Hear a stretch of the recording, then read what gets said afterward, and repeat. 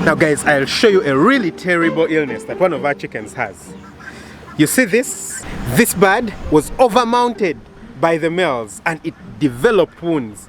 Terrible wounds, like really terrible. Now we sprayed the wound with a spray that has an antibiotic that's supposed to provide healing for the wound. So currently, the wound is actually healing quite fine. This is one of our dual-purpose birds, if you guys can see her. The problem though is that she's not alone in this problem. We have around 3 or 4 other birds that have been undergoing this. Here they are, guys. I know it's quite bright, but you can see them here, the 1, 2, 3, and 4. These birds were overmounted by the dual-purpose bird.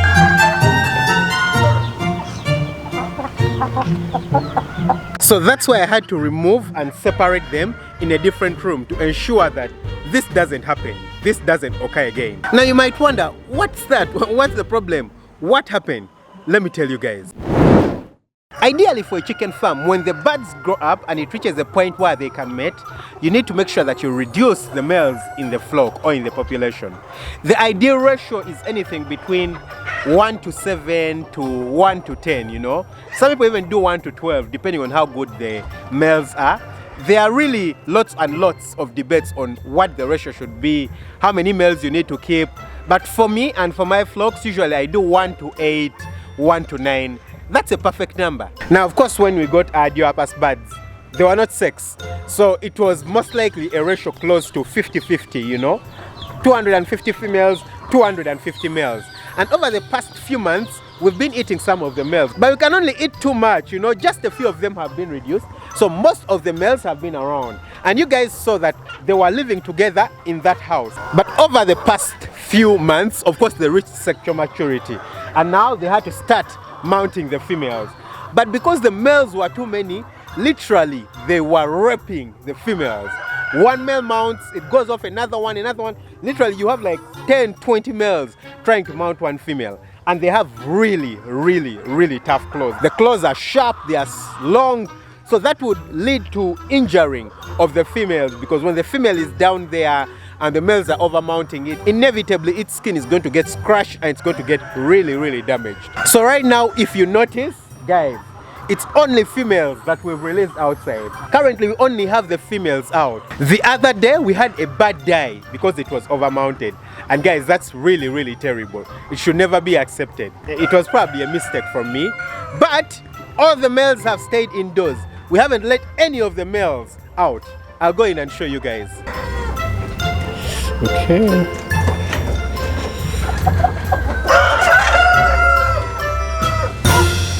Hi guys. Ooh.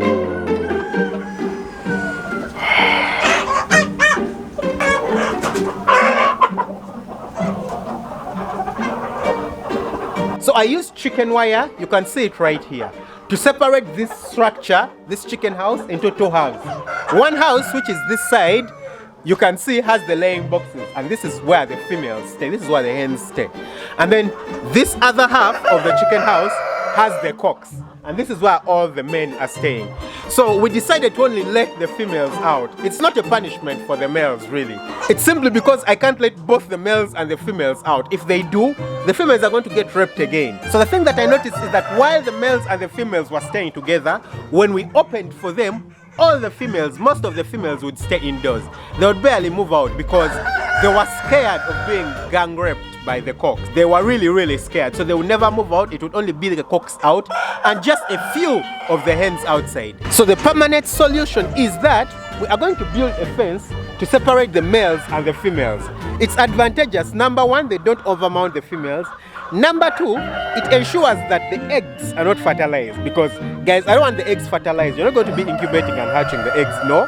I want the eggs sold as nice yellow yolk organic eggs, because you guys can see the chickens, you know, they are feeding on grass, so their eggs are really nice eggs. Oh my god, really nice.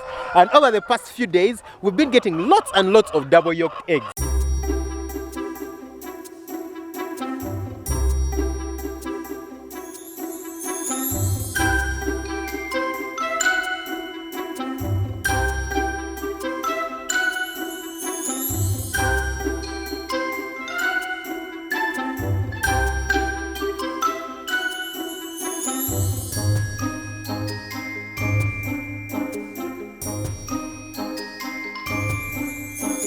So we're going to draw a line from the chicken house and it's going to move over to that fence.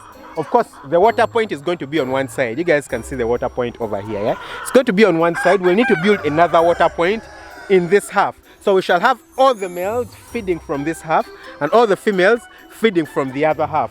That way we have lots and lots of harmony, and then the males we can eat till they get depleted and, you know, find other ways of dealing with them.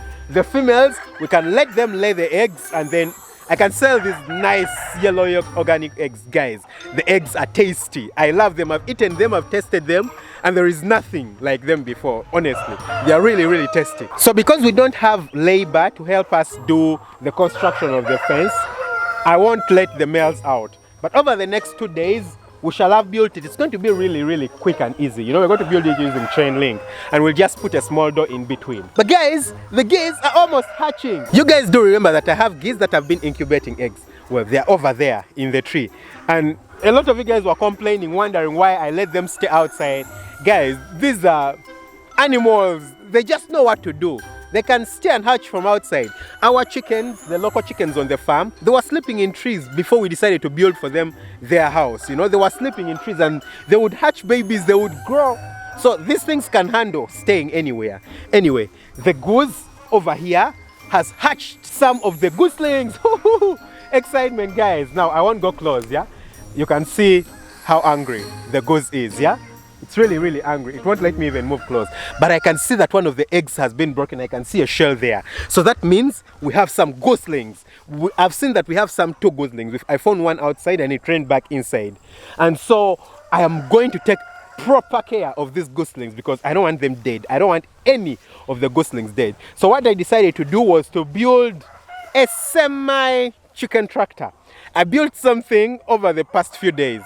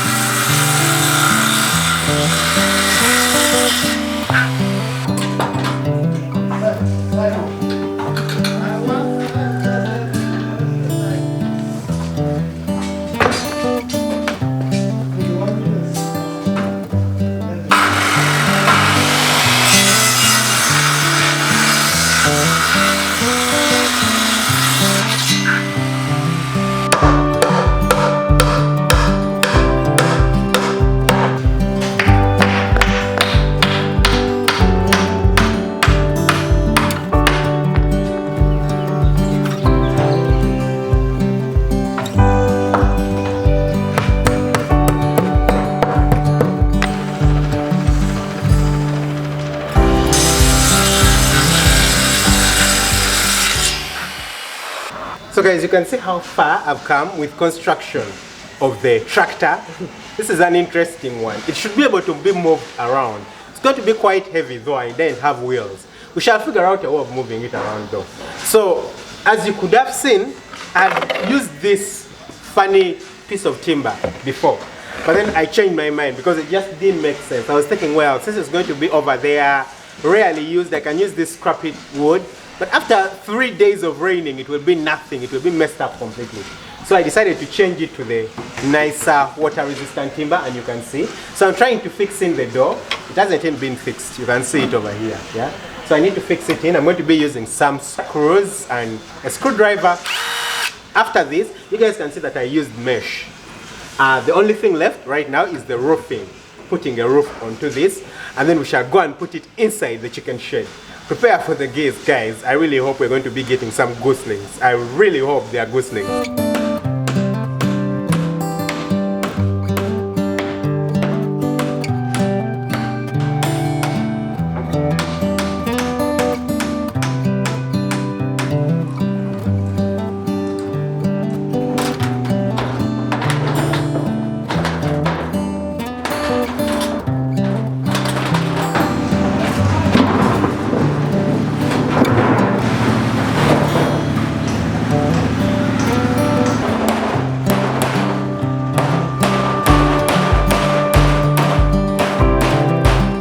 And so I'm going to place this chicken tractor that I've made inside this chicken fence. I'm going to get some guys to just help me carry it, you know, and put it inside here. I don't think I have the energy and calories to carry it. It's really, really heavy.